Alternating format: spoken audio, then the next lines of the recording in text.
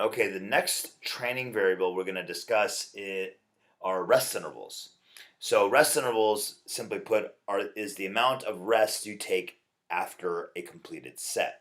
So you did a set of 8 to 12 reps, and now you're in a rest period, okay? And rest. So there's a couple of different options. There's a variety of rest periods that you can use. Now they kind of break into two main categories. You have maximum recovery, where you take the most amount of rest available, and there's incomplete recovery.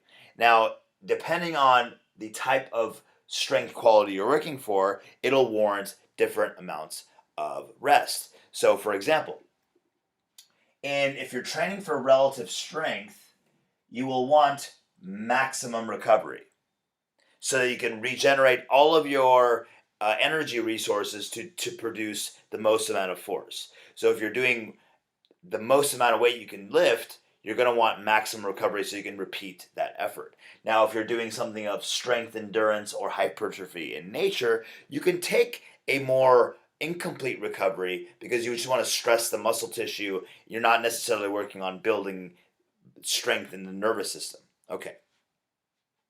So there's maximum recovery and there's incomplete recovery. So just think about something like metabolic conditioning, where the rest is very minimal, if even at all. In the case of a Tabata interval, the Tabata interval is 20 seconds of work and 10 seconds of recovery. 20 seconds of work, 10 seconds of recovery. Now the 20 seconds is max out. So if you go full on a bicycle for 20 seconds, you're going to need more than 10 seconds of recovery. But the 10 seconds gives you an incomplete recovery, which makes the overall program really hard. Okay, so 20 seconds hard, 10 seconds, the 10-second recovery, that's incomplete recovery. Now, if you wanted maximum recovery, you go 20 seconds really hard and maybe 2 or 3 minutes of recovery. That would give you maximum recovery.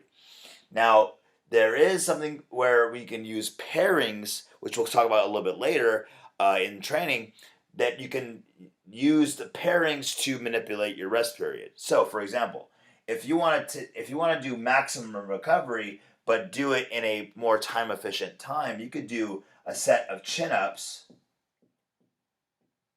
rest 45 seconds, which may not be enough recovery, but then move on to bench press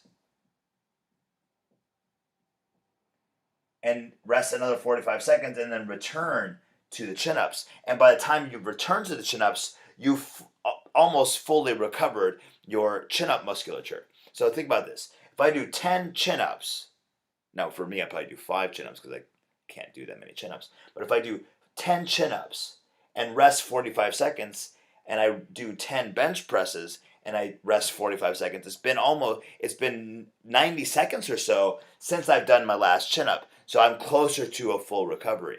So you can take advantage of incomplete and complete recovery by using exercise pairings, which is what you see in the Stark programming.